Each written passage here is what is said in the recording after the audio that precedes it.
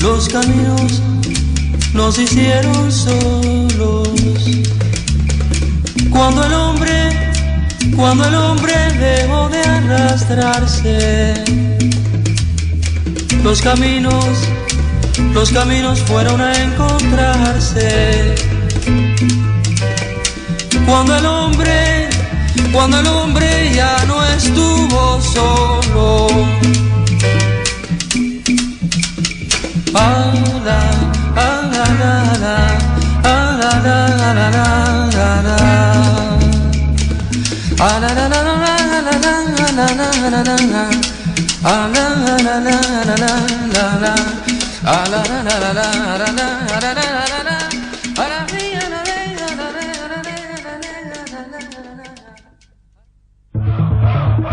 Mayo de 1968. El mundo se conmociona. La década del 60 vive su clímax. Cuba recibe clandestinamente copia del diario que el Che Guevara escribió en su campaña guerrillera en Bolivia. El gobierno cubano prepara una urgente y masiva publicación.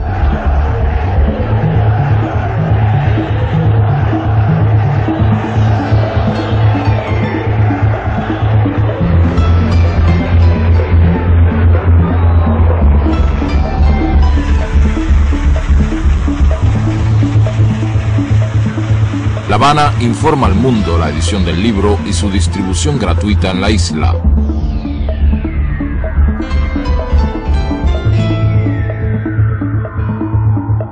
Editoras internacionales reciben copia del texto para su inmediata difusión.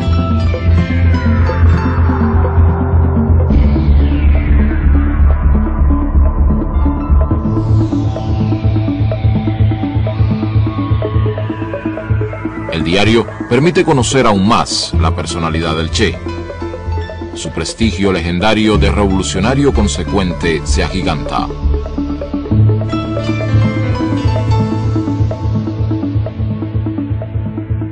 El 7 de octubre de 1967, último día de sus anotaciones, su columna guerrillera está reducida a solo 17 hombres y en una situación desesperada.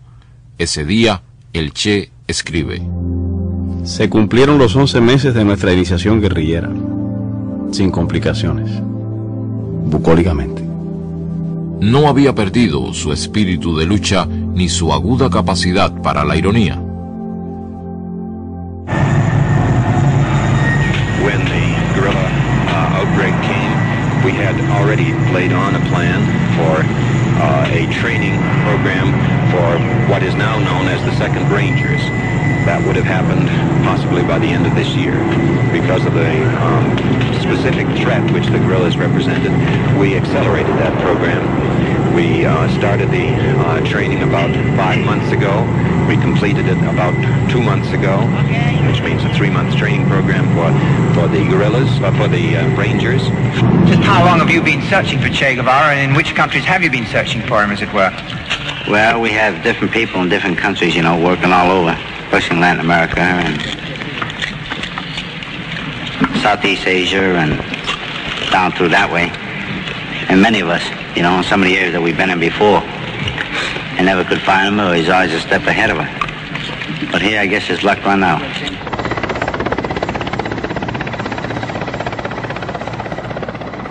Al mediodía del 8 de octubre, en un lugar conocido como Quebrada del Yuro, en el oriente boliviano, libra su último combate. Inutilizado su fusil por un disparo y herido en una pierna, cae prisionero.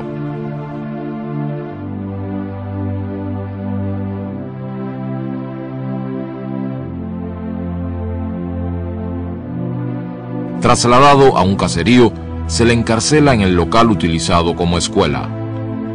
Al día siguiente llega la orden de la capital boliviana. Es asesinado. Su cadáver es trasladado hasta el pueblo de Valle Grande, en el departamento de Santa Cruz. expuesto a la prensa y la población en un lavadero de la localidad.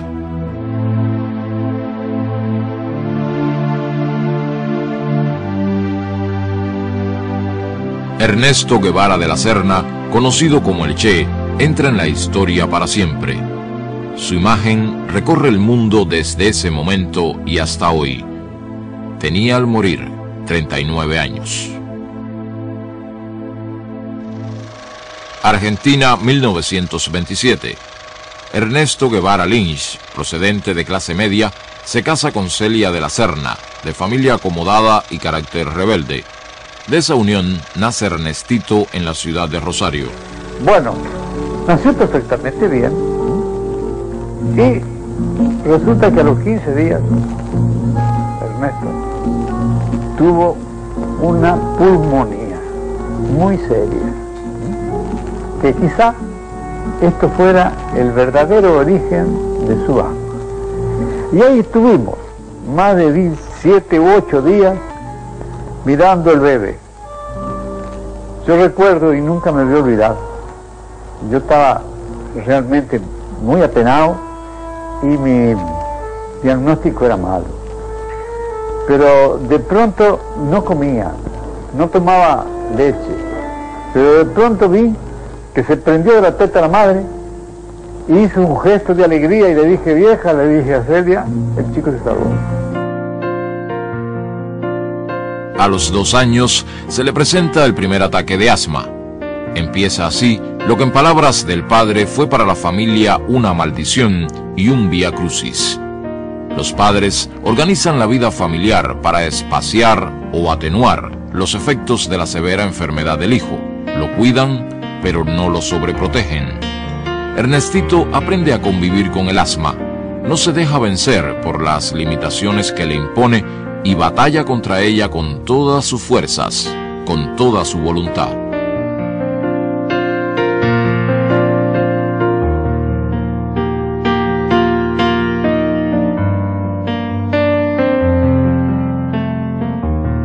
A los 10 años, el ambiente familiar lo pone en contacto con la Guerra Civil Española, despertando su curiosidad por el acontecimiento y su solidaridad infantil con la República.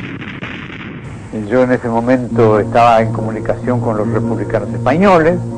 Allí en Altagracia fundé algunos comités de ayuda, y ahí es que Ernesto empieza a conocer el fondo de la guerrilla y de la guerra, ¿no? En el cuarto de Ernestito tenía todos los mapas españoles con banderillas de la guerra española.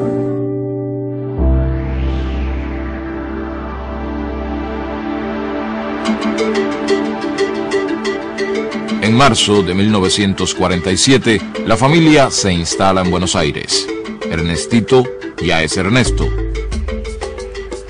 Va a cumplir 19 años y matricula en la universidad en la carrera de medicina. A finales de 1951, interrumpe sus estudios y acepta la invitación de su amigo Alberto Granado para realizar un viaje en motocicleta por el continente latinoamericano. Ambos comparten afinidades en diversos temas y preocupaciones. Los une también una inmensa curiosidad por la vida.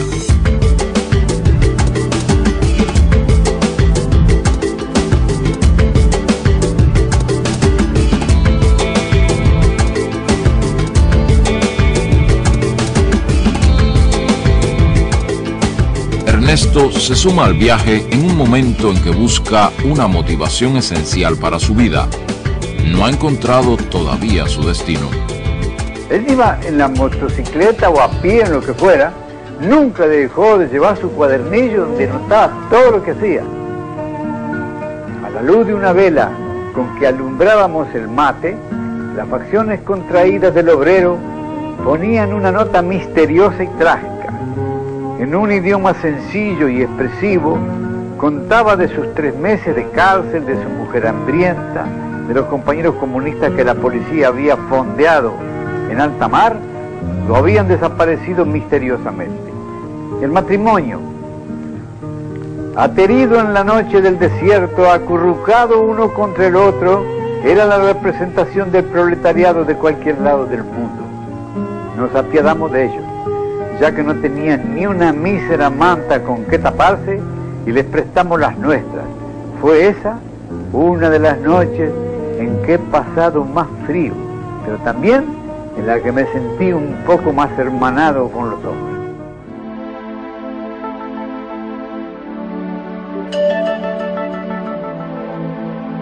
Las condiciones de vida y trabajo de los mineros chilenos impresionan profundamente a Ernesto. En sus notas de viaje escribe: veremos si algún día algún minero tome un pico con placer y vaya a envenenar sus pulmones con consciente alegría.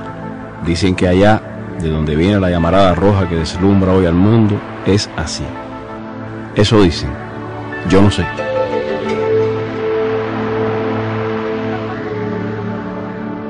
La moto no resiste las inclemencias de sus conductores y debe ser abandonada en territorio chileno.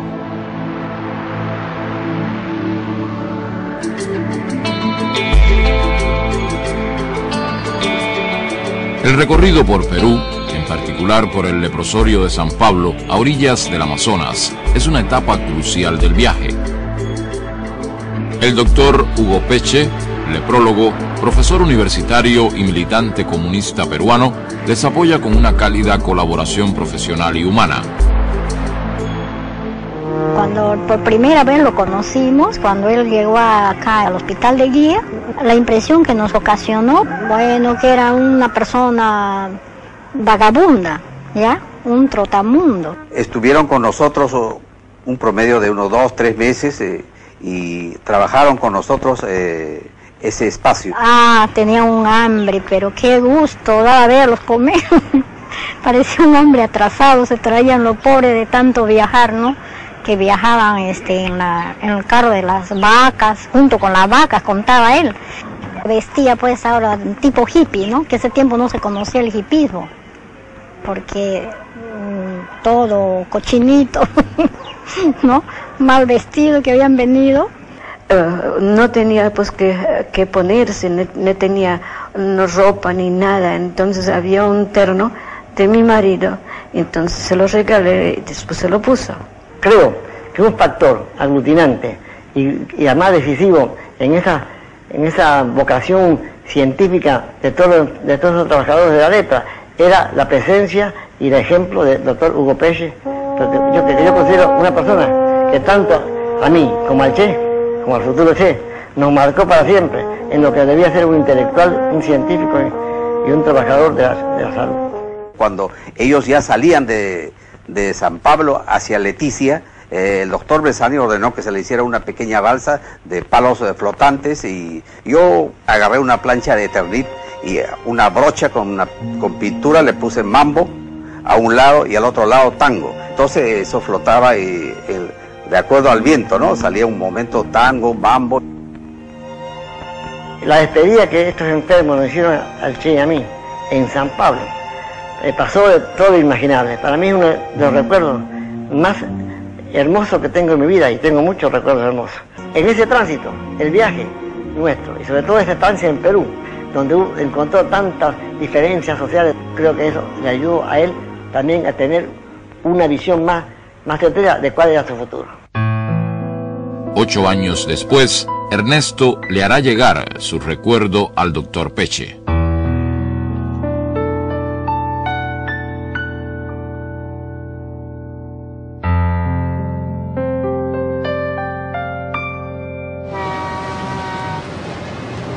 En agosto de 1952, Granado queda trabajando en Venezuela y Ernesto regresa a Buenos Aires a terminar sus estudios de medicina.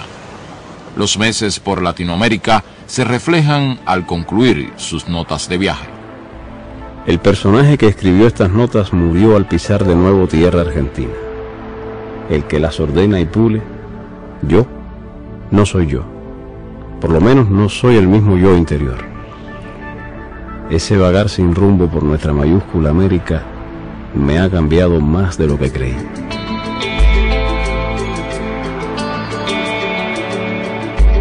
En marzo de 1953 se gradúa de médico con una tesis sobre alergia. La familia está feliz. Es llamado al servicio militar obligatorio, pero lo declaran no apto. Entonces comunica a sus padres una decisión irreversible. Se va a Venezuela a reunirse con Granado. En julio parte para su segundo viaje. Se detendrá en diversos países posponiendo su llegada a Venezuela. No llega a Caracas porque las noticias de la situación política que existe en Guatemala le hacen girar su destino hacia allá. Guatemala vive sin saberlo los últimos meses de vida del gobierno democrático de Jacobo Arbenz y de su proyecto de reformas, imprescindibles para el país, pero inadmisibles para la oligarquía local, la United Fruit Company y el Departamento de Estado norteamericano. Le llegan preocupaciones y sugerencias familiares para que acabe de organizar su vida como médico. Ernesto responde: En Guatemala podría hacerme muy rico, pero con el rastrero procedimiento de revalidar el título, poner una clínica y dedicarme a la alergia. Aquí está lleno de colegas del fuelle. Hacer eso sería la más horrible traición a los dos yo que se me pelean dentro: el socialudo y el viajero. Ernesto conoce a Hilda Gadea, exiliada peruana. Establecen una amistad que devendrá relación íntima.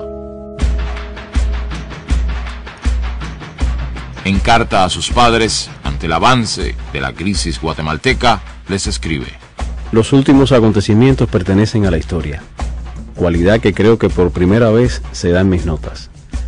Hace días, aviones procedentes de Honduras cruzaron la frontera con Guatemala y pasaron sobre la ciudad en plena luz del día, ametrallando gente y objetivos militares. Yo me inscribí en las brigadas de sanidad para colaborar con la parte médica y en brigadas juveniles que patrullan las calles de noche. Hace amistad con Ñico López, exiliado cubano estrechamente vinculado a Fidel Castro.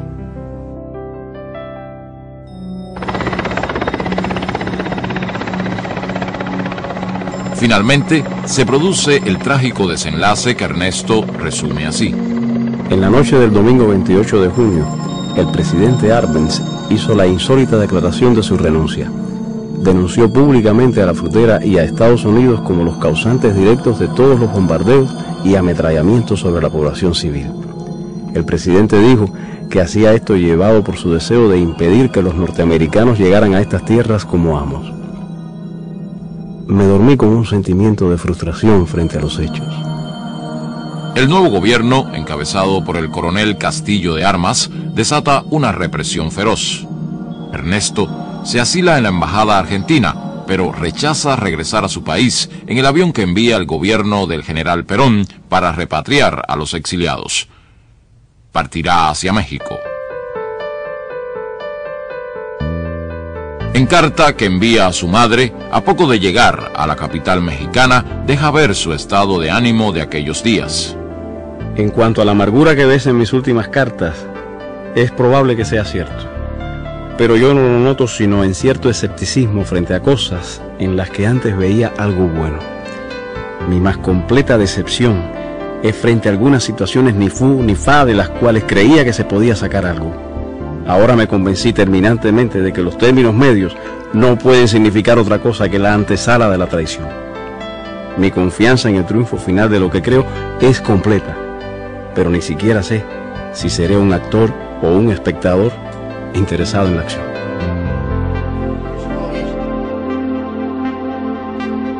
Hilda Gadea llega a México y reanudan sus relaciones. Se reencuentra con Ñico López y a través de él conoce a Raúl Castro. Este acaba de llegar de Cuba después de salir de la cárcel amnistiado junto con todos los participantes en el asalto al cuartel Moncada. Poco después, Fidel Castro arribará a la capital mexicana. Viene a organizar la lucha insurreccional contra la dictadura que gobierna su país. Ernesto ya sabe de la situación cubana como para tener deseos de conocer al dirigente revolucionario más importante de su joven generación. Frente al Galveston, en ese edificio que tú me recuerdas ahora que el número 6, ahí con el tiempo llegamos a tener un apartamento también nosotros. No, en ese edificio debajo o cerquita de él hay un restaurante. En ese restaurante, en el mes de julio del año 55, donde se sostiene esa entrevista entre Fidel y el Che, que yo participo, y es donde el Che decide unirse a nosotros. Por eso Fidel dice que el Che y yo fuimos los primeros en formar parte de la lista de los futuros expedicionarios. La conversación en la que Fidel Castro y Ernesto Guevara inician su amistad queda reseñada en el diario de este. Un acontecimiento político es haber conocido a Fidel Castro, el revolucionario cubano, muchacho joven, inteligente, muy seguro de sí mismo y de extraordinaria audacia. Creo que simpatizamos mutuamente. En agosto de 1955 contrae matrimonio con Hilda. En febrero de 1956 les nace Hildita. Para esa fecha ha comenzado su preparación física como futuro guerrillero. Será el teniente médico de la expedición. La férrea voluntad, ayudada por la altura y el clima seco de Ciudad México, harán posible que su asma no lo invalide en los meses de entrenamiento. Alberto Bayo es oficial del Ejército Republicano Español y principal instructor de los expedicionarios, lo califica en un reporte como el mejor de todos. Ernesto, el médico, Guevara, el argentino, esas identidades se irán disolviendo en su convivencia con los cubanos. Se le identificará entonces con una interjección breve y afectuosa: el Che. El Che ha dejado carta a su madre que se enviará después de la salida. Para evitar patetismos premortem, esta carta saldrá cuando las papas quemen de verdad. Y entonces sabrás que tu hijo, en un soleado país americano, se puteará a sí mismo por no haber estudiado algo de cirugía para ayudar a un herido. Y la lucha será de espaldas a la pared, como en los himnos, hasta vencer o morir. Te besa de nuevo, con todo el cariño de una despedida que se resiste a ser total. Tu hijo, el Che.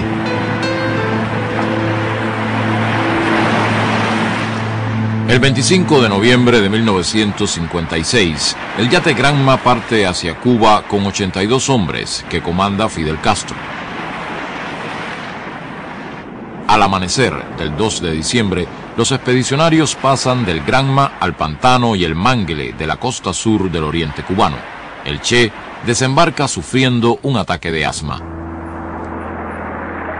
La presencia del yate es informada a los mandos militares de la región. La movilización de tropas hacia el lugar es rápida y eficiente.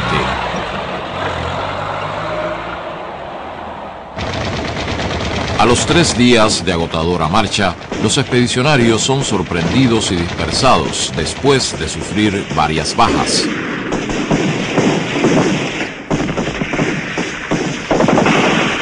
El desorden de la retirada es de tal magnitud que todo parece que va a terminar en el comienzo. El ejército los persigue durante días. Muchos de los que se entregan o capturan son asesinados. Después de 3 semanas de total incertidumbre, Fidel Castro reagrupa a una pequeña tropa con 7 fusiles y 12 hombres. El Che Guevara es uno de ellos.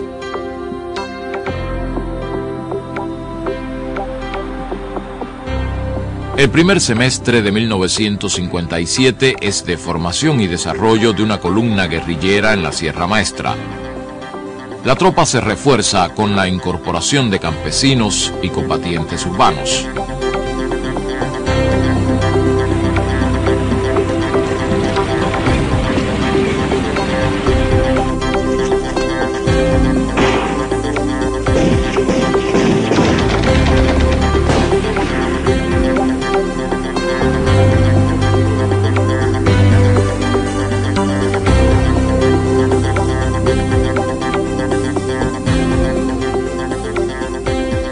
El Che está preparado psicológicamente para adaptarse a las más duras exigencias de la vida guerrillera, pero el asma se le presenta implacable.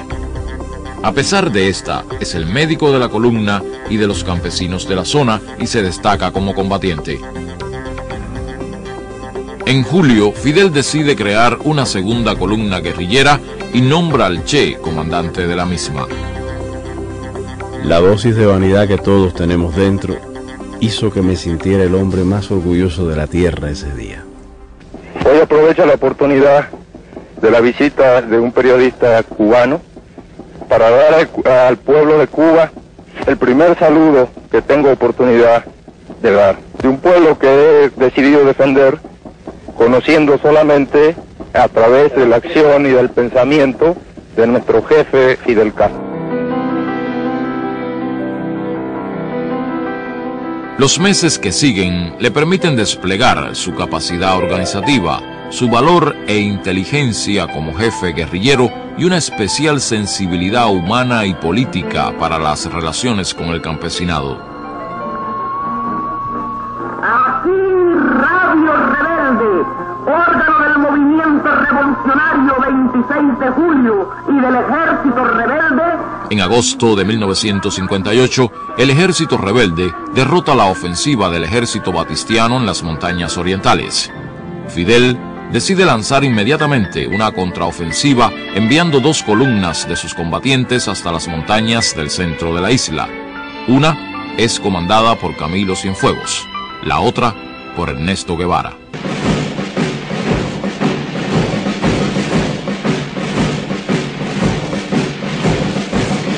Avanzan por territorio llano, se internan en zonas bajas para evitar emboscadas o ser localizados por la aviación. Padecen hambre, sed, llagas y agotamiento hasta el límite de lo soportable. La columna recorre más de 600 kilómetros en 46 días. Antonio Maceo, columna 2, Antonio Maceo, desde el frente norte de las villas. Efectivamente, Camilo, aquí te copiamos 100%. A mediados de octubre ya están en el centro de la isla. Inmediatamente coordinan y unifican acciones con las organizaciones revolucionarias que actúan en la región. La autoridad política y militar del Che y Camilo es indiscutible. El prestigio nacional se torna leyenda. El Che encabeza en el centro del país la ofensiva final contra la dictadura. Comanda a las tropas rebeldes que atacan Santa Clara, capital provincial, y a un tren blindado que transporta importante cargamento de armas para el ejército.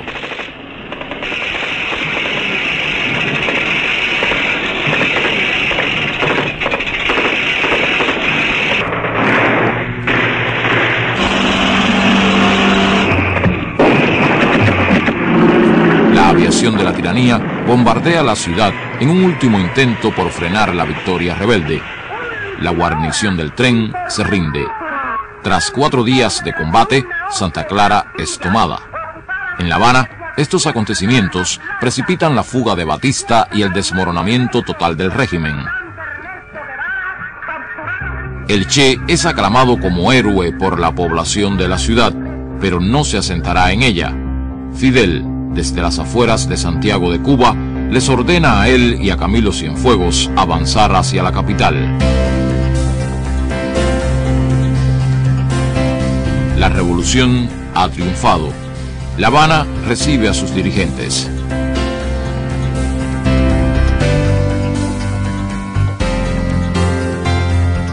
Ernesto Guevara, que acaba de entrar por primera vez en la capital cubana, es uno de ellos.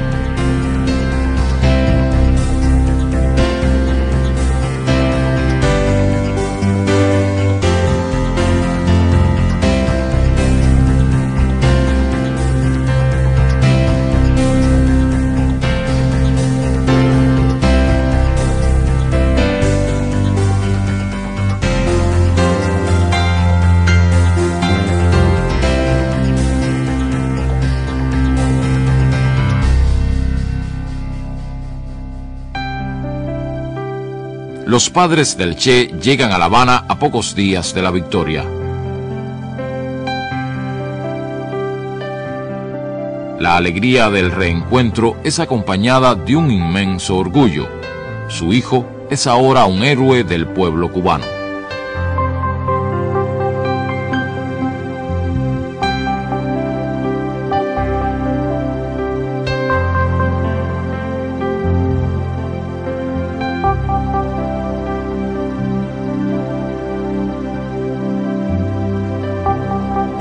Y me acuerdo de que le dije, ¿qué va a ser de tu vida?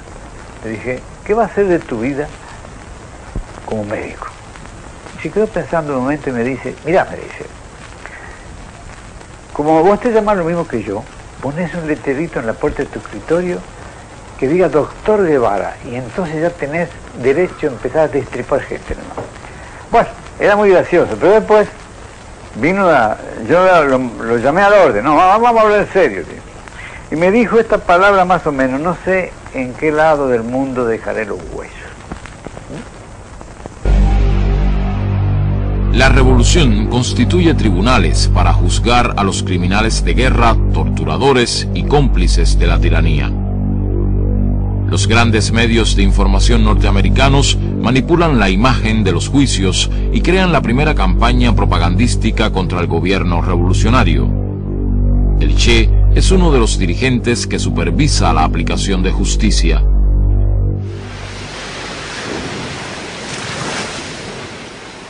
A Cuba llegan su hija Hildita e Hilda. El matrimonio se da por terminado. Un acuerdo del Consejo de Ministros otorga la condición de ciudadano cubano de nacimiento a todo extranjero que haya luchado contra la tiranía de Batista durante 2 años o más y ejercido durante 1 el grado de comandante. Acuerdo redactado a su medida como reconocimiento y homenaje. El Che se casa con Aleida March, combatiente que ha conocido en su campaña en la región central de Cuba.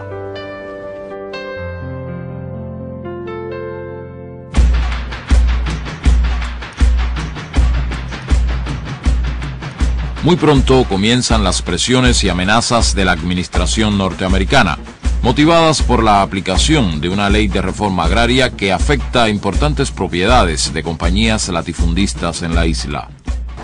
Ejerció distintos cargos, cada vez que hacía falta un hombre serio para un cargo importante, el Che se prestaba para ese trabajo. Se le nombró director del Banco Nacional, en un momento que aquellos técnicos especialistas en banco, pero inconsistentes políticamente, abandonaron el país y se fueron, se le designó presidente del Banco Nacional. Después hicieron bromas y anécdotas, que si se había preguntado por un economista, y el Che se ofreció, y si tú eres economista, y yo no, yo soy comunista.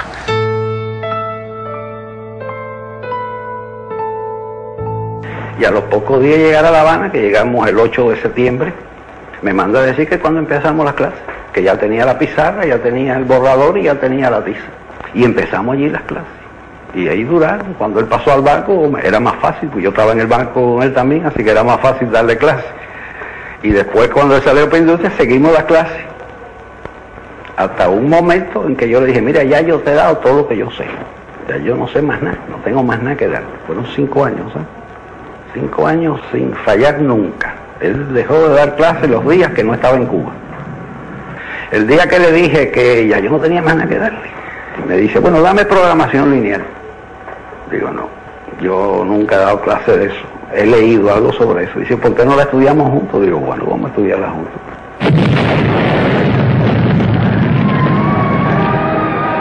A principios de 1960 se incrementan acciones terroristas para amedrentar a la revolución.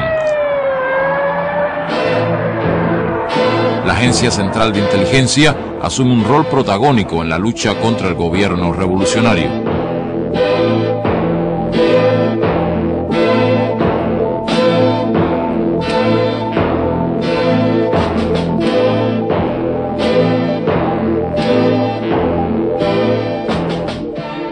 Yo voy paneando mi cámara lentamente y en ese momento, cuando vengo con el paneo, aparece la imagen de Che. O sea, Che estaba situado pero en un segundo plano. La cara de él me impresionó tanto cuando yo la vi en el visor, que te digo que lo que a mí nunca se me olvida es que instintivamente hice como una cosa así hacia atrás, ¿no? Me asustó, se te puede decir, un poco, y al mismo tiempo asustarme, apreté el obturador.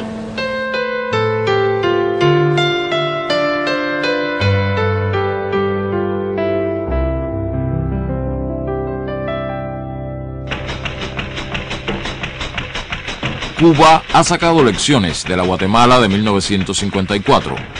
Fracasan los planes de paralizar la isla con la aplicación de sanciones políticas y económicas. se establecen relaciones comerciales con la Unión Soviética y demás países socialistas.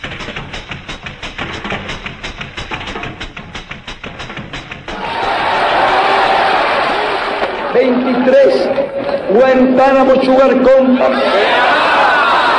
24 United Fruit Company.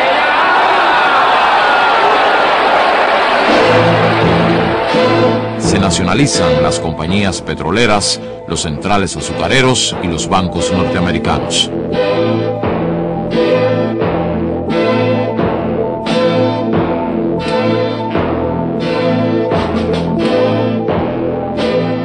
El gobierno norteamericano decide financiar y organizar con contrarrevolucionarios cubanos una invasión armada que ponga fin a la revolución.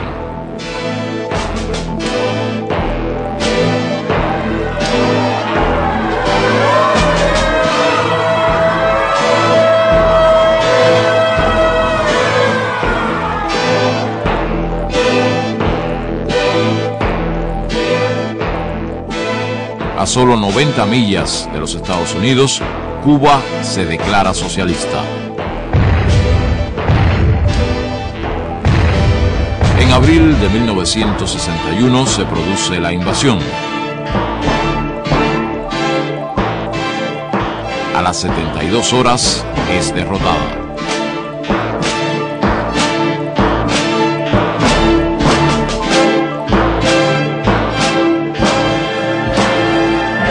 Girón es un símbolo para todos los pueblos oprimidos.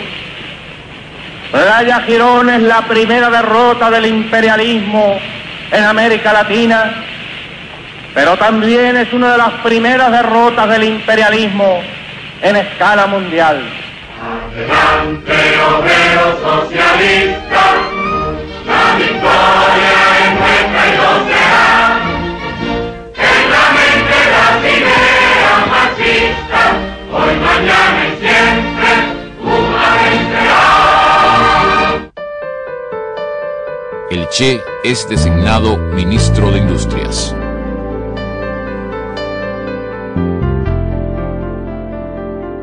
La nueva responsabilidad le exige conocer con urgencia qué existe y qué falta.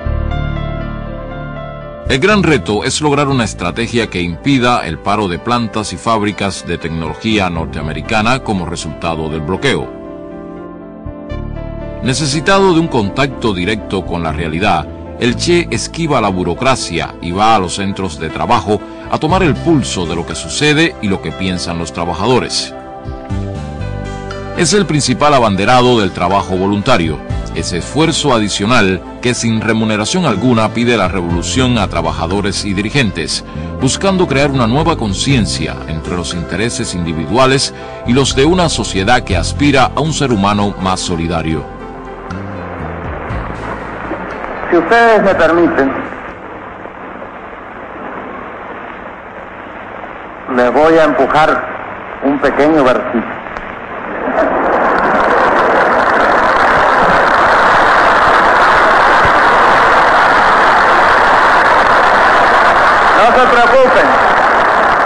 No se preocupen, porque no es de mi propia inspiración, como dicen.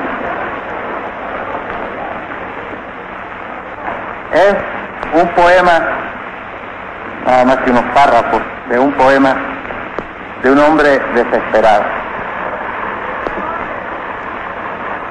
Pero el hombre es un niño laborioso y estúpido que ha convertido el trabajo en una sudorosa jornada.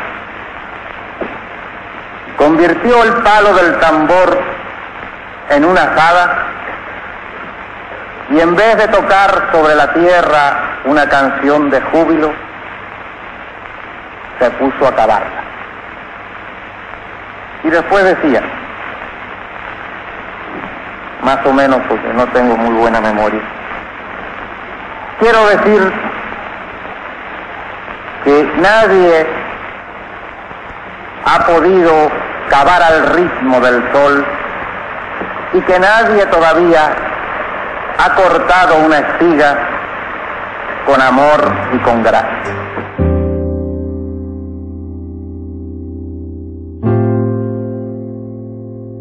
Si de joven escribía a su madre diciéndole que dentro de él se peleaban dos yos, el socialudo y el viajero, ahora pugnan el padre de familia y constructor de la experiencia cubana con el de combatiente por la liberación nacional y contra las injusticias sociales.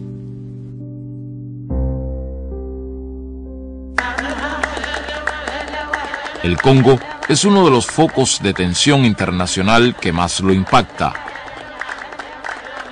El primer ministro Patricio Lumumba es víctima de un plan secesionista estimulado por intereses neocoloniales y la administración norteamericana. Confiado en la imparcialidad de las Naciones Unidas, solicita su intervención. Tras el manto de esa organización, se consuma la traición y la división del país.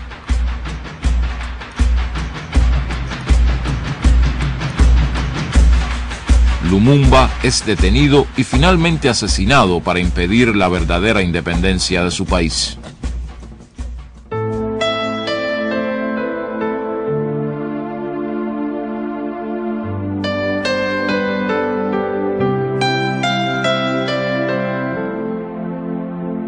En sus años en Cuba, el Che es embajador de misiones especiales, expositor y defensor lúcido de la revolución en foros internacionales y en reuniones con jefes de Estado y personalidades de su tiempo. Estas responsabilidades amplían su perspectiva del mundo en que se desenvuelve. El Che reflexiona sobre los antecedentes y la experiencia práctica de los países socialistas. Recorre un arduo camino de aprendizaje. Tiene inquietudes, se hace preguntas. Nous avons copié mécaniquement les expériences des pays frères et ceci a constitué une erreur, pas de plus grave, mais une erreur qui a freiné le développement et a contribué dangereusement à l'un des phénomènes qui doit être combattu avec le plus de vigueur au cours de la révolution socialiste, le bureaucratisme. Abierto a la realidad, ajeno a aceptar verdades cerradas y eternas, comienza a escribir un libro sobre economía política socialista. En su introducción expresa: creemos importante la tarea, porque la investigación marxista en el campo de la economía está marchando por peligrosos derroteros. Al dogmatismo intransigente de la época de Stalin ha sucedido un pragmatismo inconsistente. Y, lo que es trágico, esto no se refiere solo a un campo determinado de la ciencia, sucede en todos los aspectos de la vida de los pueblos socialistas, creando perturbaciones ya enormemente dañinas, pero cuyos resultados finales son incalculables. Y nuestra posición es una. Somos partidarios de que se le dé a Vietnam toda la ayuda que sea necesaria. Somos partidarios de que esa ayuda sea en armas y en hombres. Somos partidarios de que el campo socialista corra los riesgos que sean necesarios por Vietnam. Patria o muerte, venceremos.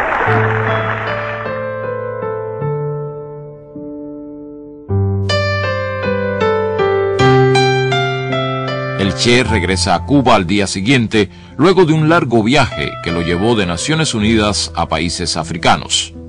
Ha decidido qué hacer con su vida. Para llevar a cabo su proyecto, tiene el pleno respaldo y la colaboración de Cuba.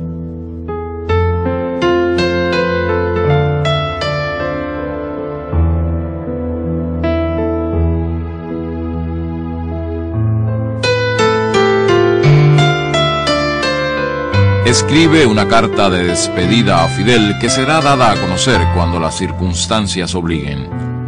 A principios de abril parte en secreto de Cuba. Su destino es el Congo. Llega allí a través de Tanzania, cruzando el lago Tanganica. La presencia de mercenarios europeos detecta de tropas norteamericanas.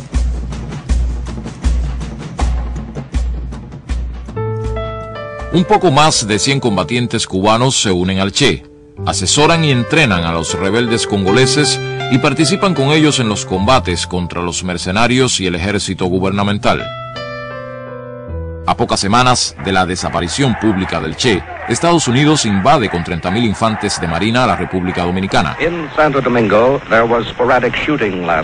La brutal intervención militar de Estados Unidos en República Dominicana, a medida que es conocida en detalle, acrecienta la indignación en el mundo. La causa es la sublevación de la población y militares constitucionalistas contra un golpe de Estado de oficiales reaccionarios. El expresidente Juan Bosch, virtualmente prisionero en Puerto Rico, denuncia las artimañas imperialistas. No importa que las fuerzas militares que invaden a la República Dominicana sean de la OEA o de Estados Unidos. Ellas son fuerzas militares invasoras.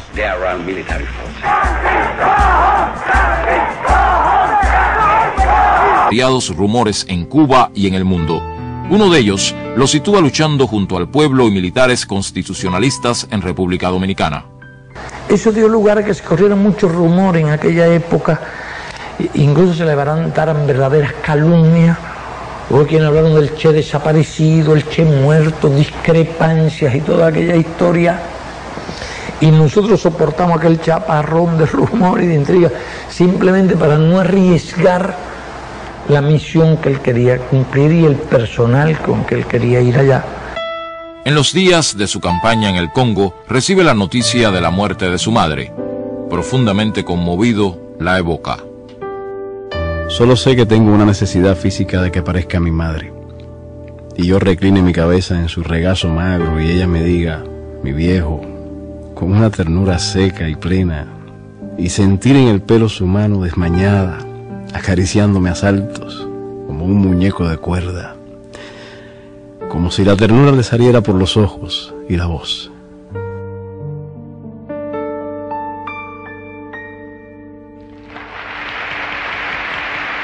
Seis meses después de su partida de Cuba, es inaplazable hacer conocer su carta de despedida. Fidel, me recuerdo en esta hora de muchas cosas. De cuando te conocí en casa de María Antonia, de cuando me propusiste venir, de toda la tensión de los preparativos. Otras tierras del mundo reclaman el concurso de mis modestos esfuerzos. Yo puedo hacer lo que te está negado por tu responsabilidad al frente de Cuba, y llegó la hora de separarnos. Sépase que lo hago con una mezcla de alegría y dolor. Aquí dejo lo más puro de mis esperanzas de constructor y lo más querido entre mis seres queridos. En los nuevos campos de batalla llevaré la fe que me inculcaste, el espíritu revolucionario de mi pueblo, la sensación de cumplir con el más sagrado de los deberes. Luchar contra el imperialismo donde quiera que esté.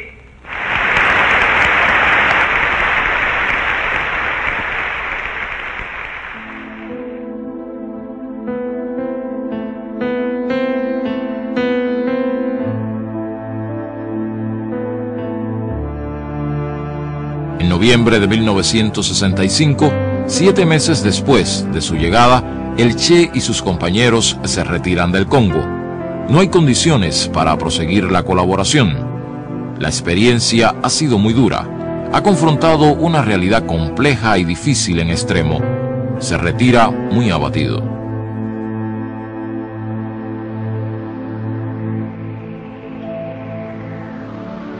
En Praga pasa balance a lo ocurrido. Lo valora severamente, calificándolo como un fracaso. No sabe que la amarga soledad que ha sentido al retirarse del Congo tendrá años después la respuesta de cientos de miles de cubanos que en África y otras partes del mundo se inspirarán en su ejemplo de solidaridad sin fronteras.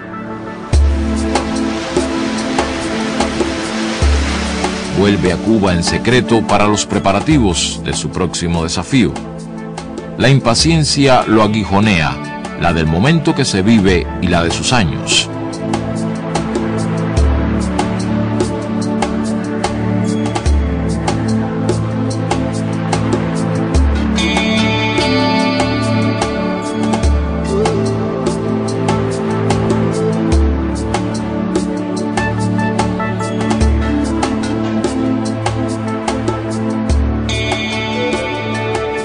envía a la Organización de Solidaridad de los Pueblos de Asia, África y América Latina un documento donde analiza la situación internacional.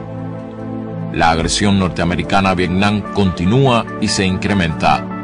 La guerra de insultos en la división del campo socialista continúa y se incrementa. Pero la esperanza de cambiar el mundo, de hacerlo más libre, más igualitario y más justo, también continúa.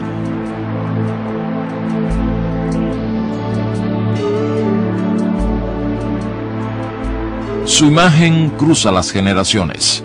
No han podido fatigarla pese a todo lo ocurrido en el mundo, porque él fue mucho más inmenso en su ejemplo que su proyecto frustrado, en el que dejó una lección de coherencia en la vida y ante la muerte.